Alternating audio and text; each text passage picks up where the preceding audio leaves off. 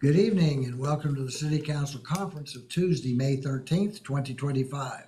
One item on the agenda is an update on the Central Oklahoma Long Range Transit Plan. Mr. Johnson, and I guess. Yes, I'll introduce our guest. Thank you, Mayor and Council. We came to you on January 14th earlier this year and gave you an update, so we're happy to come back and follow up on that. Like last time, I have Embark Planning Manager Chip Nolan and ACOG Deputy Director John Sharp here with me, and they're going to be the main ones presenting tonight, so I'm going to turn it over to them. Okay, thank you, sir. Thanks, Taylor. Appreciate the opportunity to chat with you this evening. Thank you very much. Last time we talked to you a little bit about this. Just if you've forgotten a little bit, I'll kind of catch you up. So this is this plan is being funded by the Federal Transit Administration and MAPS4 in Oklahoma City. It's approximately $2 million. We're over halfway through, I think now is maybe the best way to explain where we are. We've had a lot of meetings with transit staff from the region. The consultant that we're working with, Kimberly Horn's done a great job of working with us and facilitating the meetings. A number of workshops, discussions with various folks. In the near future, we'll be going out again and having a virtual town hall. I think that worked really well earlier, so we were very pleased with that. One of the things that we're really working on this time, maybe more so than we did with the fixed skyway study back in 2005, is working on interconnections between transit and other forms of movement within our region. We've obviously got the commuter rail on the front burner. That's a very important topic for us regionally. We have to somehow look at some of the ways in which we move around currently, and that we have a lot of congestion and traffic jams. It's fun always driving around the metro at around 4, 5, 6 o'clock in the evening, as you know. It's challenging. So we want to really work on giving folks options and opportunities to use other forms of transit. And some folks don't have a choice of transit and are moving around the region. So that's got to be available for them. So we have a few more months left with this. We're looking at probably getting into the fall before we have some final conclusions and come to everybody and let everybody discuss it. As far as we know from past discussions, it's going to go to the ACOG board in September, October. And then before that, we'll let everybody know where we are and the conclusions of what we're looking at. We haven't really got into the numbers yet, dollars and cents. That's always a fun part.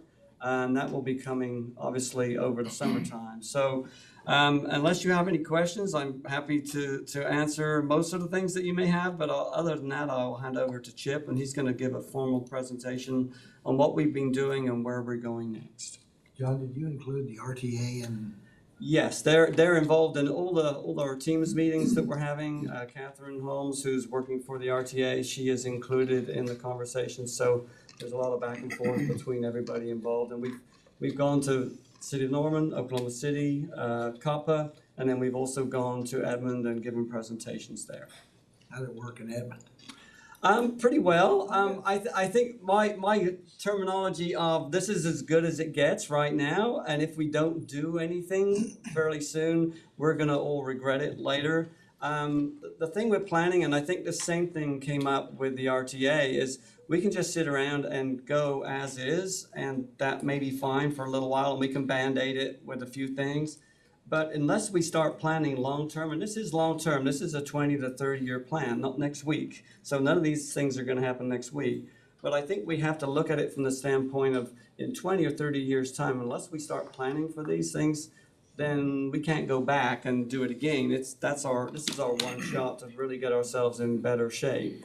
And the RTA is one cost, but there'll also be costs involved in order for us to expand our transit services throughout the region and make a more interconnected service. And one of the things we keep hearing from these two guys, especially Taylor, is the paratransit part and some of the issues we have as an aging society. Whereby our 70s and 80s, we may be needing some help, and the paratransit will become more important. So we're not just talking commuter rail, we're talking transit, and we're talking paratransit. So it's kind of like a holistic look at the whole place, because Maybe we don't want our parents driving around at 85, 95, maybe not. And maybe we can't drive around at 85, 95. So that's just something to take into account as we're going forward with this. Thank you, sir. Sure, thank you. Okay, thank you for having me. We'll get into the formal presentation here. So, kind of like John alluded to, these are our project partners. This is funded coordination with the MAPS office and ACOG. We included our operating partners, so CityLink Edmond, Embark Norman are also providing transit services, coordinating with them and the RTA as transit operators, and then our government partners as well, including Oklahoma City, Norman, Edmond, and ODOT. So kind of talking about the roles and responsibilities here. So we've got the ACOG here. So their role is, they're a regional transit planning body, metropolitan planning organization. So they can provide access to federal funds, they get some funding from their members, coordinating at a regional level, obviously. RTA provides funding, potentially some sort of sales tax in the next couple of years, depending on how that works out, and operating that high capacity regional services. And then ODOT, again, providing another source of funding in the Public Transit Revolving Fund, as well as access to some other funds potentially. And really big emphasis for them on rural transportation, which may get underappreciated, and which we have quite a bit of here in our region as well. So making sure that we coordinate with them and what they're doing for rural transit. So we have our transit agencies here. We have just our local operators. Again, just kind of touching on how some of this is funded. So, the city of Edmond is provided by, that's funded by their general fund. Embark, Oklahoma City is funded the same way. And then there's also Guthrie Trolley. Guthrie has Capital Trolley. First Capital Trolley has their own program, making sure that we coordinate with all of these different providers. The local municipalities have access to, depending on the different municipality, GeoBonds funds, sales tax funds, and then Midwest City does help fund Route 15, which we work with them to extend our Route 15 into their community. So again, just to highlight how many different stakeholders and partners that we work with and all the different potential funding sources that go into those different partners. So here's what we're going to talk about today. We've got project description, draft transit vision, and how people can get involved. So we'll start with project description. So I think you've seen this slide before, but we're going to look at how local services can be more coordinated and dynamic as we bring on some of these high capacity services like commuter rail or bus rapid transit, defining clear recommendations for local transit operators and what they can do to coordinate with RTA's high capacity transit services, and then obviously how are we going to strategically invest in these opportunities? What's the highest priority? What should come first? What can wait? Things like that to make sure we're maximizing the impact of our dollars that we spend on this. We worked with everyone involved to come up with our vision and our goals, like any good planning process should. So we're going to develop an intentional plan for a cohesive network of transit services that supports growth, promotes equity, enhances quality of life, and facilitates opportunity across central Oklahoma. We will provide communities with meaningful access to transit, create compelling, reliable rider experience, offer competitive service options, and utilize resources effectively. We'll have a series of performance metrics that are tied to each of these that will help us evaluate the draft vision that we're working to develop. Here's where we are at the project schedule. So we're kind of in the middle. We came to you when we were wrapping up our assess phase, and now we're in the middle of our evaluate phase. We've already started to kind of outline what some of our implementation plan might look like. So this month we're going to all the different boards and committees. We went to COTPA Transportation Committee last week. We're here today. Obviously, we're going to Edmond Mobility Commission on Thursday, ACOG's meetings. Getting the word out about where we're at with our study. And at the end of all of our board and committee meetings that we're having this month, we're going to have another town hall. Our first town hall is on our website, connectcentralok.com, if anybody wants to go watch it if they haven't watched it already. I encourage you to go to our website and watch that. And then there's also a portal on our website to submit comments and feedback, which we strongly encourage. We're working on another workshop, kind of an intensive 2 or 3 hour workshop with staff from all the different organizations that we've talked about today. That workshop will kind of dive into what the implementation plan will consider, some of really getting the weeds on some dollars and timelines and staffing and facilities and things like that. Draft transit vision.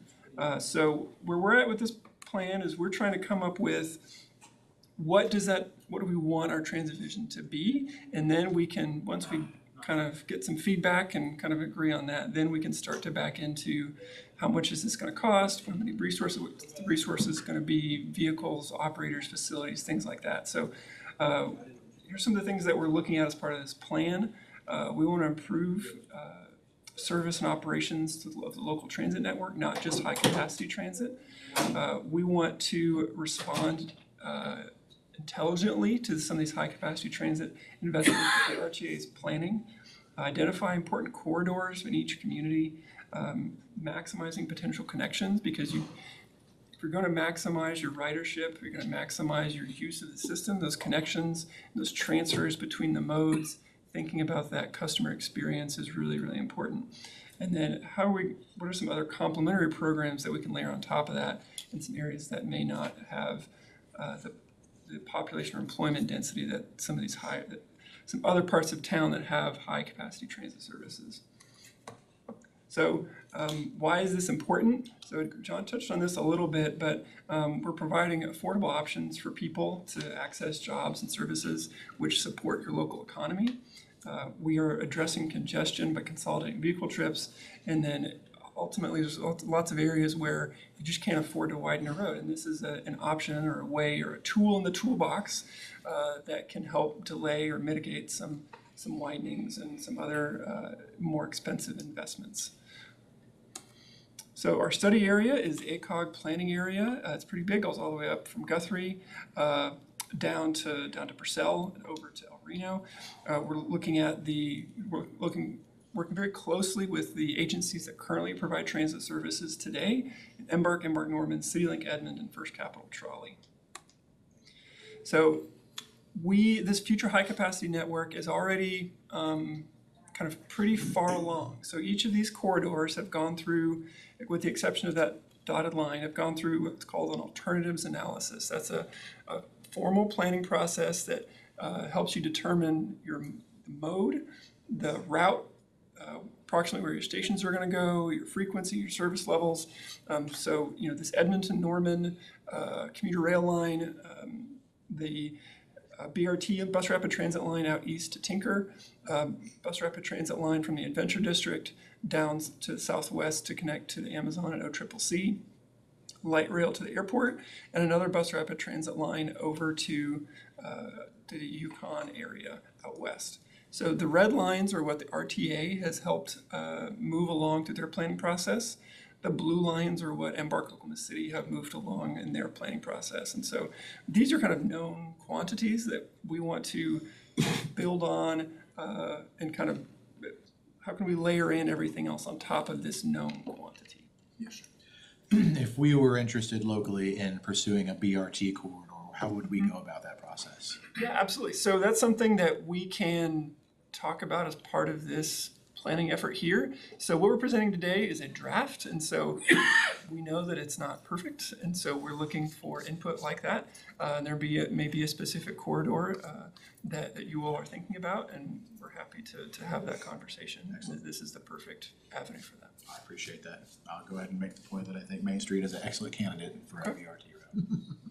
So we also want to build on all of the great planning work that's already happened. Each community has done kind of their own version of this. You have Edmond Shift, right? OKC Moves in Oklahoma City. You have Go Norman here, obviously Encompass 2045 for ACOG. A lot of time and effort and money went into this planning work, and so we want to make sure that we're building on this, that we're not kind of disregarding all the work, time, and effort and public participation that went into these planning efforts.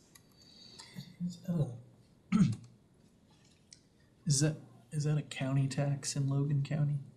I think it's provided by, that's the zone that they serve. It's funded by the city of Guthrie. But I don't know the exact funding mechanism. I'd have to find that out. So downtown Guthrie has a trolley, but They have an on-demand, it's a door-to-door service. It's not a fixed route service. So, for example, I live in Edmond and I see First Capital trolley vehicles taking people from Guthrie down to hospitals in Edmond, for example. So they have a pretty large service area taking people from point to point. Making sure that we are responsive to the people that participate in this planning process, having meaningful public involvement, which means that we are reflecting what we hear from the public in the final outcome of the planning effort. So these are some things we heard so far, that we need to provide better connections at transfer points, that we need there's an interest in express service between communities. There's a desire for increased frequency and longer service spans, and that we heard a lot of excitement about what we're proposing in this plan. A lot of people seem to be excited about what we're talking about, which is really encouraging. So some of the guiding principles and what we're trying to think about as we do this, trying to improve network connections, connect to high capacity investments, higher frequency service, and complementary programs. And so there's a lot of colors on this slide. We'll walk through it slowly, but the tan color is on-demand or micro-transit zones, and that's kind of on the outer edges of the community, of the region where there's less population and employment density. There's not that density that would may not meet the level of a fixed route or high capacity transit service. You have local bus corridors, regional corridors. You see those connecting Oklahoma City and Norman, and then Oklahoma City out to El Reno. We have some intermodal mobility park and ride identified here at a high level. We'll go into a lot more detail into that on our implementation plan. You can see the high capacity corridor investments that we've already talked about. And something that you'll see these other slides, these colors are intentionally fuzzy because we recognize that we're looking at a 20 to 30 year time horizon, and there are some underlying assumptions here, but we know that by the time we actually get to implementation, that the specific routing choices at this level of planning study are not as important. So this street versus this other street a quarter mile over, we know that things are going to change, and that's okay, because it's not the intent of this study. When you get closer to implementation, we do something called a comprehensive operational analysis. And so that, as you bring on a BRT line, you would go through and you would look at, okay, here is exactly where our local bus routes are going to go as part of this BRT implementation. And so that's a different type of level of detail than what this is trying to accomplish. So when you see the fuzzy colors, that's why those are fuzzy. Yeah, So I don't know if you guys remember from the fixed guideway study in 2005, but there's these big bubbles on it, and that's intentional, just like this, and that's really what laid the foundation for the Northwest BRT and Right. streetcar and the north-south commuter rails. But it's really big bubbles on the map. So again, that fuzziness is a little bit intentional, like Chip said, for that reason. So, and here's, this would be higher frequency. So this would be at least 15 minutes, 15-minute service. And we're looking at, called transit propensity. We're looking at population groups that have a high likelihood of using transit, as well as population employment densities as well. Looking at, connections to high capacity investments. So this is, how do we connect to these high capacity corridors? So this would be things like you have a mobility hub. So when you have a local bus route that connects to a commuter rail, what is that user experience? Is there space for them? Do you have a ticket counter or a bathroom? Do you have space for them to park their bike? What does that space look like when you have those two modes connecting to each other? And then having your on-demand services to connect as well. Improving network connections. So we have here, so you can see your microtransit zones, and then the blue is kind of to help denote called crosstown service or more direct connection. So a lot of service in Oklahoma City now is hub and spoke. So almost everybody in Oklahoma City has to transfer at the downtown transit center before they go anywhere. And so part of this plan is to have more crosstown connections. So you can go from the east side to the west side without going through the downtown transit center. So here we have our on-demand zones, some park and rides. And so in total, we have here, we're looking at 15 high, again, the exact street by street isn't as important, but we're looking at 15 high capacity service, high frequency routes with 15-minute service, 15 on-demand zones, 23 new routes, 25 routes with enhanced service. That'd be more, whether that's frequency or service span, and then 16 capital facilities that could vary, different types of facilities, park and rides or transit centers or transfer points. And then you can see specifically for Norman, we're looking at 2 high frequency routes, 4 routes with enhanced service, 3 on-demand zones, 5 new routes, and 2 capital facilities. And then finally, we have our town hall, July 9th from 11:30 to 12:30. We hope that everyone here is able to attend and share this information with others that are able to attend. We also have a story map, if you're familiar, but it's kind of a GIS tool to help you see some of this information in a little bit more detail. So if you have a chance to see that as well. And this information is on our website, connectcentralok.com, and then obviously we can provide copies of the slides that we talked about today. So that's the slide deck. Happy to go back through and try and help answer any questions that you might have. Questions from council? Good job, Chip. You got it. This has been at the top of my mind for almost a year now, on a daily basis. It's a lot of fun, and thank you for having me today. Absolutely. Yes, sir. So for Norman, we've talked about with the RTA, there being a downtown station, which is our depot, and then having 2 potential park and rides in South Norman and North Norman, and then a possible event one on Lindsay Street near campus. Even the possibility of the maintenance facility for the system being in Norman. Is that reflected in this, or how is that played into that? Let's go back. So we have some assumptions here. So we have some high frequency service, some new routes, and you kind of see the microtransit zone here kind of extending to the north and east side, and then some enhanced service. And so again, kind of, we're trying to, it's a really tough balance of this, like how specific do we want to get at this level? So identifying these as things we want to try and do in Norman, and then as we get further along, we'll start to write the implementation plan and we'll start to flesh this out in a little bit more detail. And then from there, you'd have a separate planning study to maybe really get into the weeds on a specific component of that, whether that's a maintenance facility or a route or something like that. That may be stuff the RTA is specifically planning, but Right. isn't that detailed. RTA is, they're in all of our meetings, and so we make sure that they're okay with everything that we put in these slides. Thanks.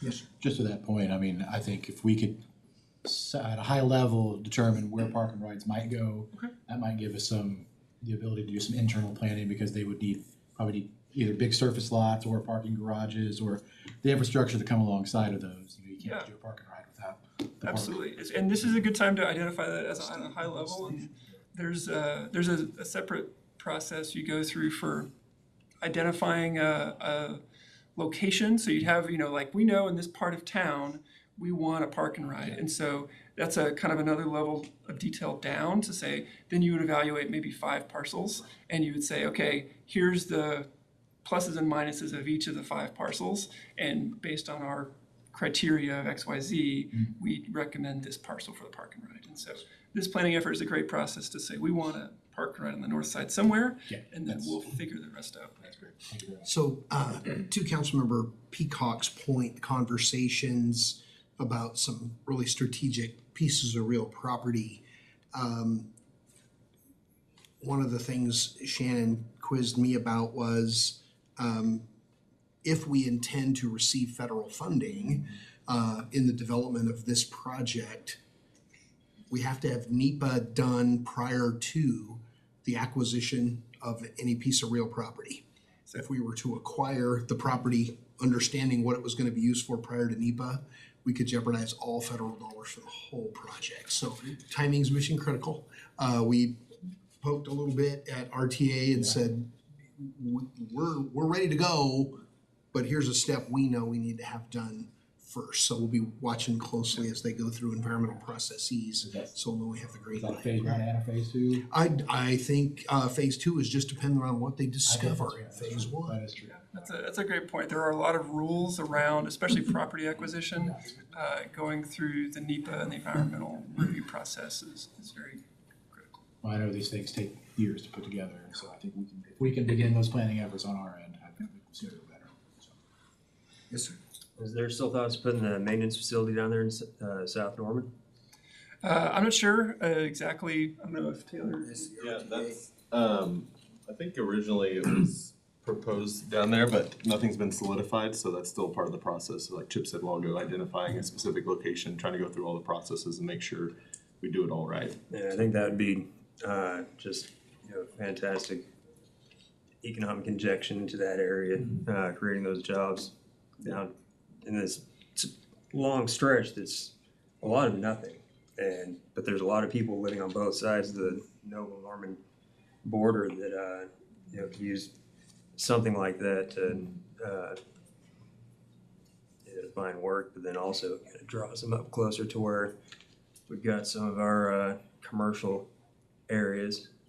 But I think if we can somehow prioritize that, or at least kind of keep it in mind that we continue to pursue that, I'd like to see that kind of manifest a little bit more. Yeah, it's such a unique need. We have to have one, and it needs to be a big enough site, and there's a lot of other factors that go along with it. So RTA is definitely zeroing in on specific sites, but as we come up with a lot of projects, the roadblock is funding, right? So we're trying to navigate that part of the process too. And in terms of funding, I mean, that's a big area that, I don't know, is there any kind of a opportunity to consider that economic development and potential state funding to, or its pursuit? Our friends in the legislature have deemed it appropriate that we're only allowed access to sales tax dollars to operate RTA. So we'll be making the federal push for the infrastructure investment. We question among ourselves, is there a geo bond component that could be wrapped in for facilities and separate it from the sales tax for operations? Because there's gonna be a magic sales tax number. There's gonna be a ceiling that council will determine is, what are the odds of getting higher than that number? And if it's not enough, what are our alternative funding sources? If we can break capital away from the operating budget, it makes that sales tax question that much smaller. Well, maybe it's a conversation that we can maybe have with the county about tax increment financing sort of area that, because right now a lot of that area is not being used for anything, just open fields. It's basically just people are holding properties to put oil wells on, and I'm sure the property values are pretty low. Having something like this would just kind of sort of supercharge the property values in the area. Kind of seems like, and it'd be an appropriate use of such a mechanism. Yes, ma'am. Yeah, I like the a TIF idea to help a little bit. And I think we discussed in the master plan some area in the southeast, and I guess we could bring that back and take another look. I was curious if we could get more info about county funding a little bit, just because it has the potential to help, especially Cleveland County, covering South OKC all the way through. And then AIM crossover, I'm kind of curious how much of the fuzzy parts fit into the transit plans. Yeah, so like anything, there's multiple timelines going on that we're trying to match up with. We definitely have incorporated the Go Norman Transit Plan into the current AIM process. Like they said, this is a little more fuzzy, a little bit farther out there. We've done our best to try to coordinate both of them together. But I think it'll take one of an update to one or the other in the next 10 or 15 years to reconcile some of that, you know, as we move along and mature. And I believe we're gonna look at those plans every so often too. That's our hope, is that, you know, we have our 2005 fixed guideway study, which served us a lot of good, but it's our hope to come back and refresh this every 5 years and keep it relevant to the needs of the communities as they change. Yeah. And then my next question was about the kinds of jobs that might come with a maintenance facility. Are they the kinds of jobs that Oklahoma can fill, or do you think that they would have to hire out of state as well? Your Honor, my understanding is that similar jobs do exist in downtown Oklahoma City, a rail yard just east of, I guess it's 235 when you get that far north. The facility may look like that, to occupy between 17 and 20 acres. But those skill sets exist because we are so heavy in Amtrak and BNSF's presence right here in the metro. We believe the skill set exists. Or the education for it as well? Yeah. And for BRT, it's just a longer bus at that point, if anything. So it's if anything, the maintenance facility will need to be wider, because if you do you could do a 40-foot bus on BRT, but over time you may upgrade that to a 60-foot articulated bus, something like that. So the maintenance facility needs to be bigger, but mechanics, I believe it's pretty much the same vehicle. It's just a little bit longer. So. Yeah, we have a lot of experience with hiring mechanics and bus operators and buying transit buses. That's one thing we feel very comfortable doing, and have done it for a very long time. And this is just when we brought our BRT online, for example, we had to stay fully staffed and then hire the additional mechanics, additional drivers to add that new service, and we were able to do that. And a lot of parts of the country are not able to provide all of their services just because of staffing levels, but we've not had that problem here so far, thankfully. Okay, thank you. I think one of the things that's in there too is that maintenance facilities basically for trains. It'll be for the RTA part of it, not the buses part of it. And then the buses part of it will be a separate, I don't know if it's on the same ground or not. It could That I don't. Could be. Could be. And that's where Chip called out that for Norman specifically, we're looking at additional capital facilities. Again, 30 years from now, if we keep growing transit, we'll need more, And as more maintenance. the goal at this step is to focus on the vision, get that right, have the types of service and the parts of town that we want at the levels we want, and then we can start to write our implementation plan or to make that a reality of here's specific guidelines and steps and next steps and things that you need to do to make that a reality. Yes, sir.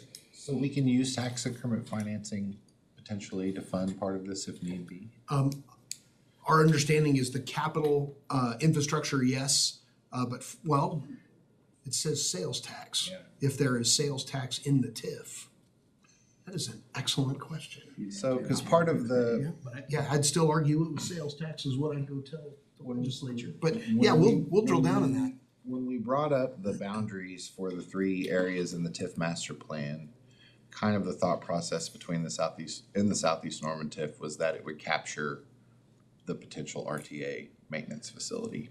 So if we get along in that process and find out that it's gonna be close to where the boundary is, but it's not quite within the boundary, or do we need to expand the boundary? Is that gonna be possible to do, or are we gonna? You can have a collection area, and then you can have an infrastructure area to invest that's outside those parameters.